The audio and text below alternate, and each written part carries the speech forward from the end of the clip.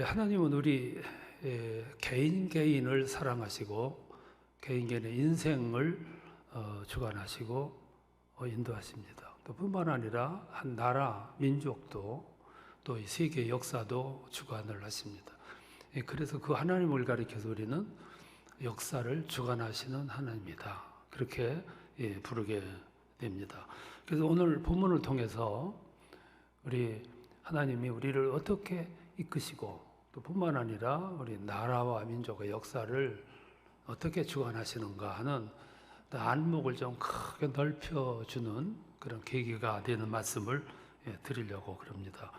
하나님은 큰 계획을 가지고 계셨어요. 그 계획이 뭐냐면은 이스라엘이라는 나라를 세워서 거룩한 나라, 또 제사장과 같은 큰 나라를 세울 계획을 세우셨습니다. 그래서 아브라함을 선택하셨어요. 그의 자손들에게 복을 주시고 번영하게 하시고 또 성별해서 이 세상에서 존귀한 나라, 존귀한 백성을 삼으실 그럴 계획을 세우셨어요. 그래서 아브라함 자손에게 아주 복을 주셨습니다. 복도 그냥 복이 아니죠. 번성하는 복을 주셨고, 그리고 이 세상 모든 사람 가운데서 존귀함을 주셨어요. 특별함을 주셨어요. 여러분, 출애굽하는 모습을 보세요. 얼마나 차원이 다릅니까? 애굽 사람들과 이스라엘 백성들과의 모습을 보면 차원이 달라요. 수준이 다르고. 하나님이 이 백성들을 그렇게 복을 주셨어요. 그러면 그 백성들이 할 일이 뭡니까?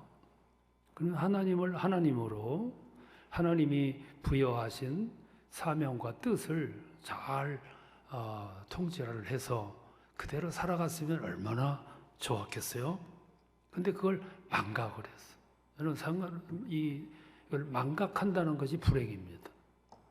오늘 사람들도 망각해가지고 문제가 발생하는 거예요. 그래서 마침내 죄를 범하게 되잖아요. 여기서 말하는 죄는 우리 말하는 죄하고는 다르죠. 우리는 죄인이라고 그러면 내가 무슨 강도질을 했냐, 도적질을 했냐 그러는데 여기서 말하는 죄는 그런 죄가 아니고 하나님을 사랑하지 아니한 것, 하나님을 배척한 것, 불신한 것, 하나님을 멀리 떠난 것, 더 나가서 우상을 섬긴 것, 그게 죄죠. 사람이 이렇게 죄를 짓게 되면은 우리 인격이 또 우리의 영적 생명에 금이 가요. 왜곡이 되죠. 세상을 이렇게 볼 때 정상적으로 보는 것이 아니고 왜곡되게 봐요. 그래서 그때부터 사람들은 밝은 것보다는 어두움을 좋아. 그리고 이 시원하게 뚫린 길보다는 소리길, 뒷길, 편법을 좋아. 왜곡이 돼서 그런 거죠.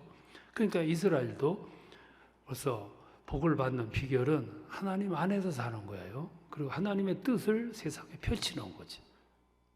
그랬더라면 하나님이 예고하신 복을, 은혜를 계속 받았을 텐데, 근데 그거를 잃어버려요. 망각을 해요. 그래서 하나님으로부터 곁을 떠나지 못해서 안달을 해요. 하나님을 멀리하고 배척하고 우상을 섬기고. 하나님이 가장 싫어하시는 것이 뭐냐면 우상 숭배예요.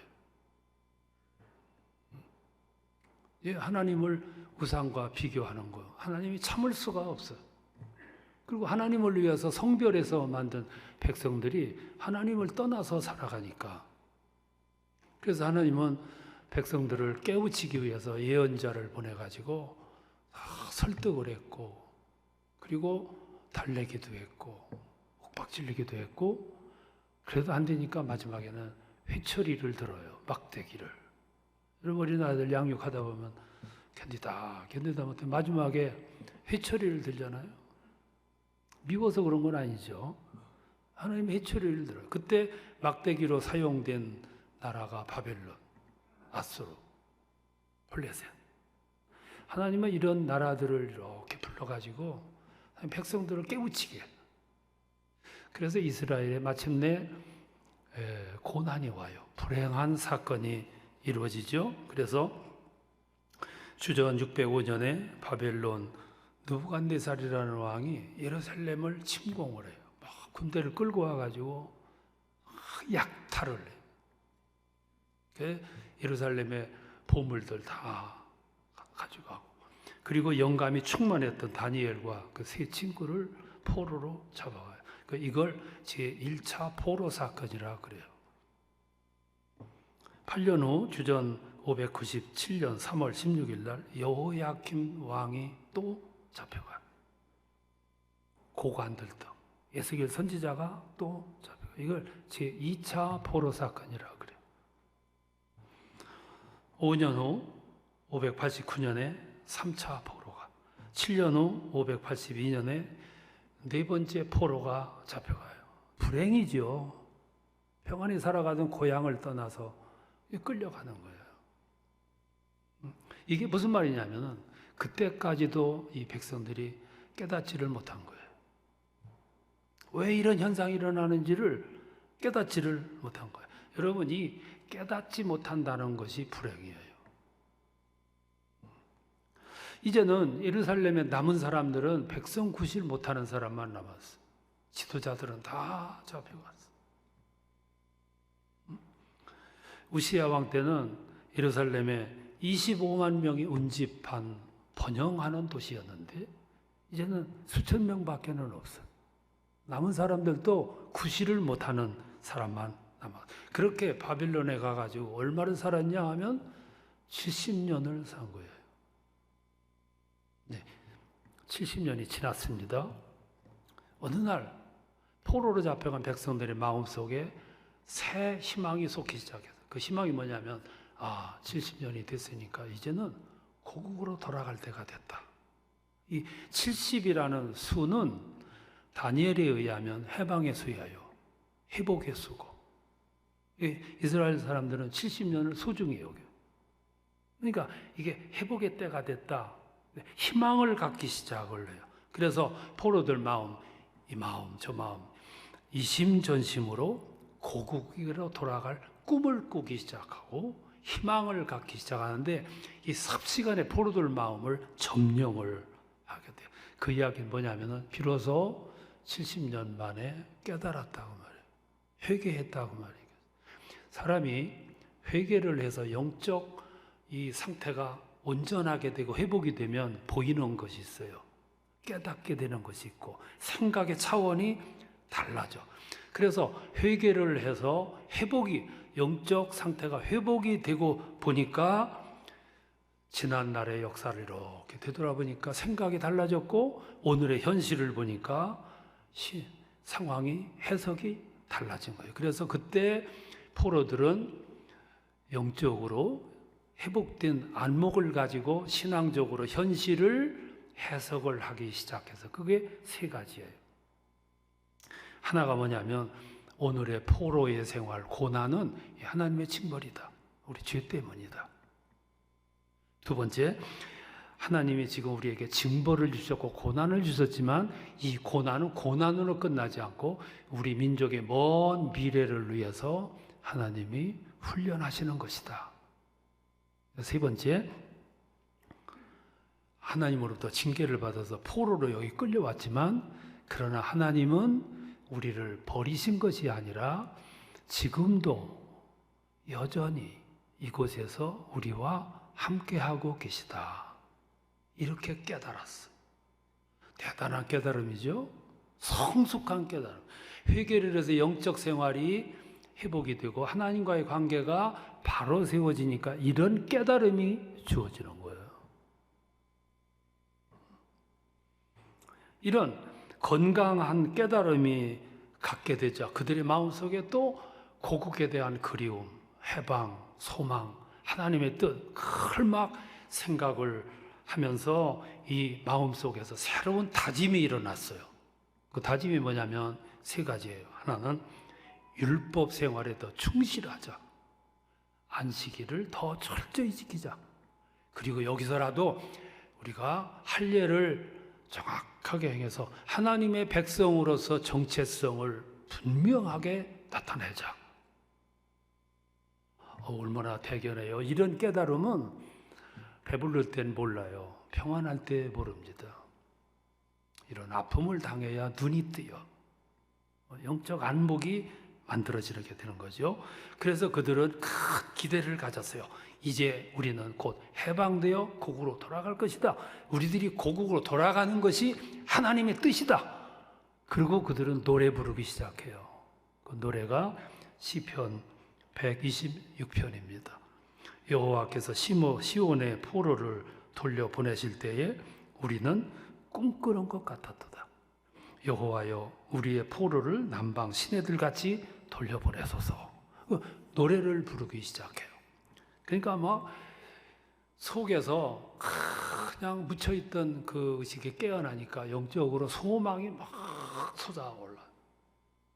그리고 탄식이 노래로 변하고, 그리고 미래에 대한 막막함이 희망으로 보여요. 속에서 그냥 꿈이, 비전이. 그래서 사람이 꿈을 갖고 희망을 갖고 비전을 가지라고 얘기하는 이유가 거기 있는 거예요. 이런 꿈을 가지게 되면 현실을 이렇게 보는 시각이 달라지고 현실을 해석하는 능력이 달라져요. 이 인간은 무서운 존재예요. 이게 불행한 것이 뭐냐면 꿈을 잃는 거예요. 기대를 잃고 희망을 줘버리고 비전을 잃어. 그래서 자살해서 죽는 거야.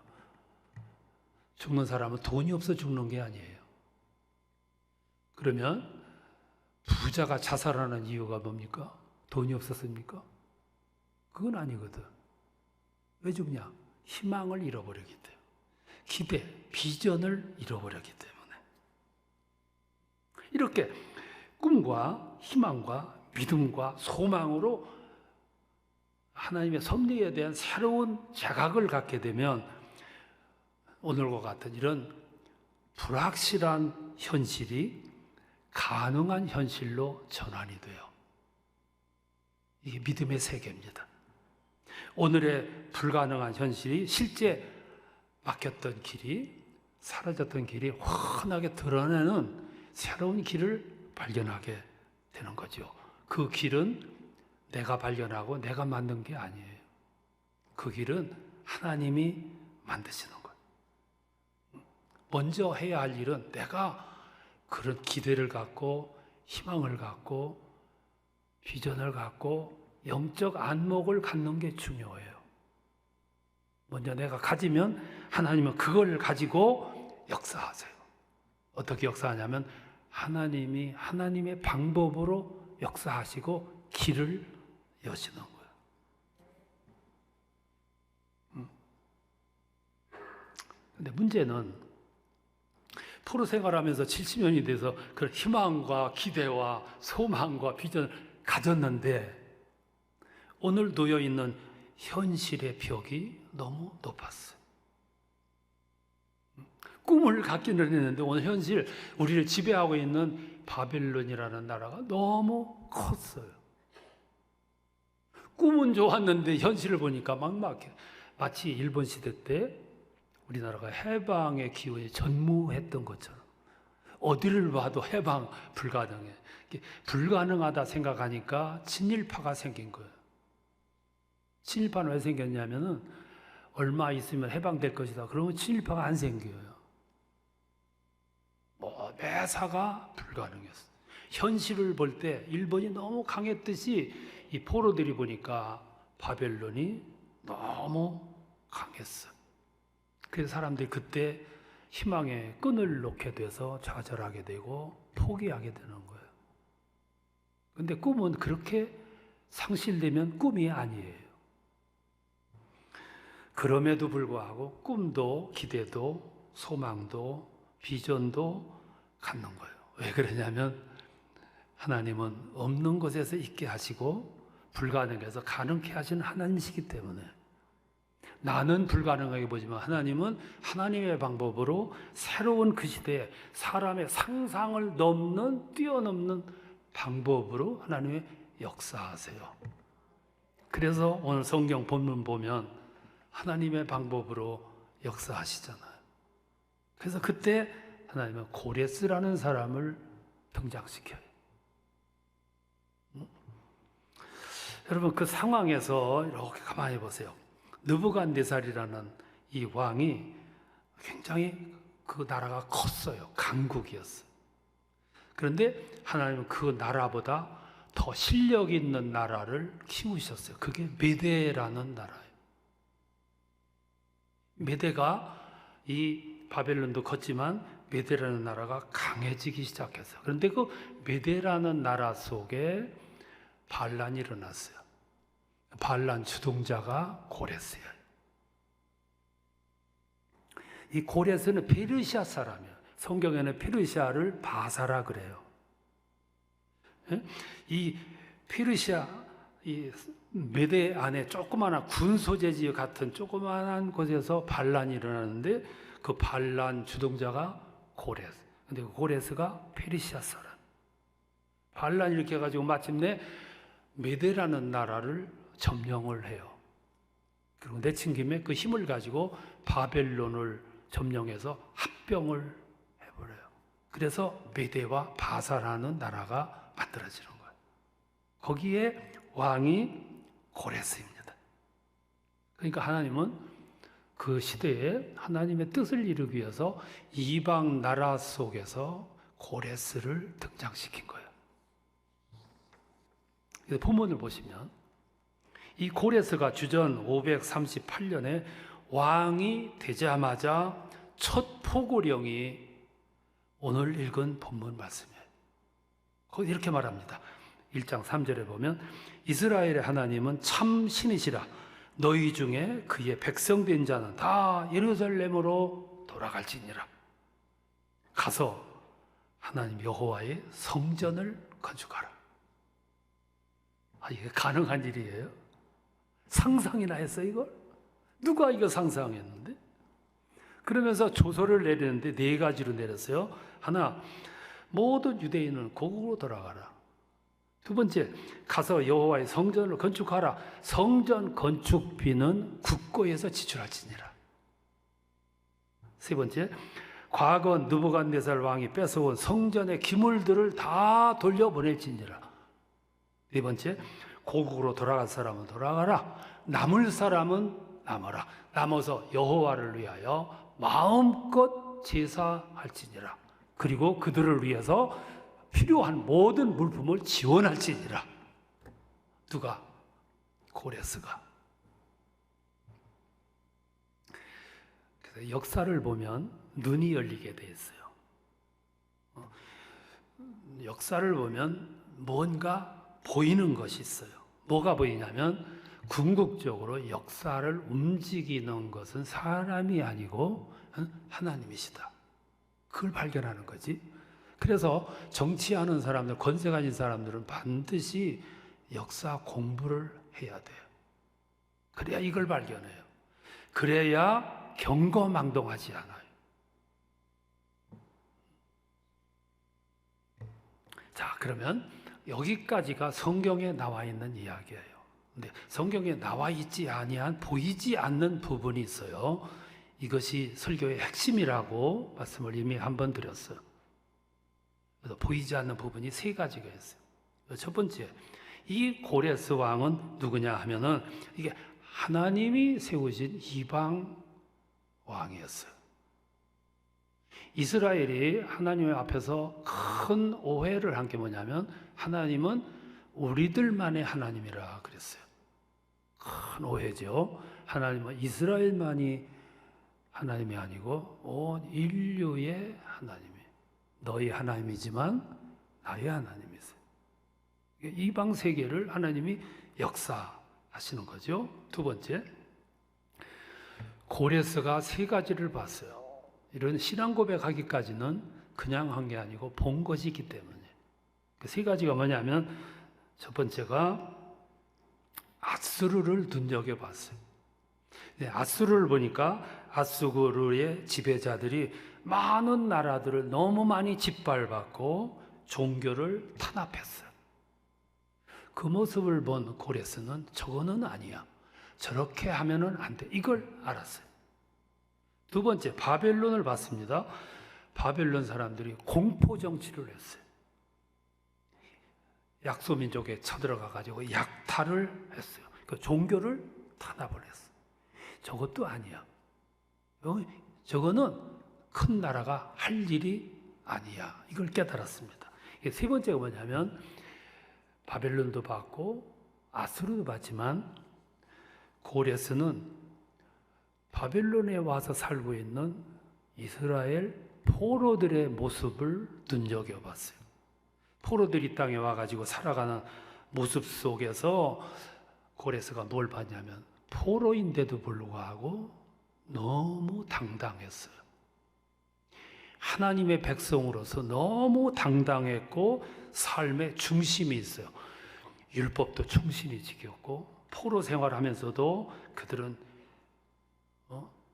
안식일을 아주 철두철미하게 지켰어요. 그리고 자기들의 정체성, 하나님과의 약속에 따른 정체성을 잃지 않기 위해서 할례를 충실하게 지켜가며 살았어요. 그 모습에 고레스는 뭔가 느낀 게 있어요. 이것이 우리 그리스도인들이 세상에서 당당하게 살아가야 하는 이유이기도 해요. 그런 걸 모습을 보고 왕이 되자마자 너희는 돌아가라. 고국으로 돌아가. 가서 여호와 하나님의 성전을 건축하라. 이렇게 결정하게 된 거죠. 여기서 오늘 이 시점에서 우리나라에 우리들에게 주시는 메시지가 있어요. 그것도 몇 가지가 되는데 그 중에 하나가 일제 때 우리나라가 해방될 줄 아무도 몰랐어. 왜 그러냐면 일본이라는 나라가 너무 바벨론처럼 컸기 때문에 누구도 상상을 못한 거죠. 근데 하나님은 어느 날 고레스를 등장해가지고 해방시켰듯이 하나님의 방법으로 엉뚱한 사람들을 통해서 우리를 해방시켜 주셨어요. 그게 76년 됐어요. 우리가 한 일은 아무것도 없어요. 선전히 하나님의 방법이었어요.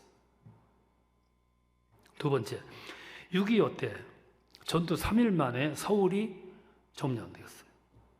한 달 만에 낙동강까지 밀려 내려갔어요. 누가 그 상황에서 이 나라가 회복이 돼서 오늘날 이 나라가 될 줄로 누가 상상이나 했냐 이 말씀. 누가 상상했는데? 그런데 세계 유수한 나라 21개국에서 약 200만 명이 이 땅에 와가지고 피를 흘려가지고 그래서 회복시켜 줬어. 오늘 같으면 가능한 일입니까 이게? 되돌아보니까 그것도 순전히 하나님의 역사였어. 전쟁이 끝나고 얼마나 가난했습니까? 그때 누가 얼마 후에 세계 무역 10대국으로 발돋움할 때 누가 상상이나 했습니까? 이게 오늘 이 상황이 만들어졌잖아. 근데 우리에게 남은 과제가 하나 더 남았어. 통일의 문제. 이 통일의 문제들을 생각해 보면 현실적으로 불가능해. 북한은 핵까지 가지고 있어. 불가능해. 근데 나는 그렇게는 안 봐요. 염려할 것이 없는 것은 남북 통일의 문제는 사람의 손에서 이미 떠났어요. 이건 전적으로 하나님의 프로그램에 달려 있어. 하나님의 시간표에 달려 있고 그 말은 이 문제의 고리를 푸는 역할은 하나님이 하실 것이다 그 말이에요. 앞으로 이 나라의 앞길에 어떤 섭리를 하나님이 취하실런지 바벨론 포로 70년 동안 상상도 하지 못했는데 고레스를 등장시켜 가지고 문제를 풀으셨듯이 또 합니까? 북한 어느 군 딸이 조그마한 지역에서 고레스가 나타날런지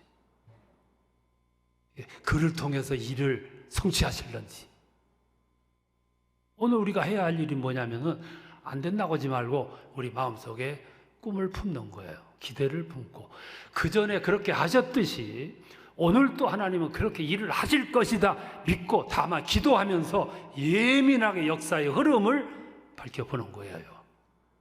그때 하나님은 우리 상상을 뛰어넘는 하나님이 하나님의 방법으로 일하실 것입니다. 그게 우리들의 기대예요. 그 기대는 하나님이 꼭 이루실 겁니다.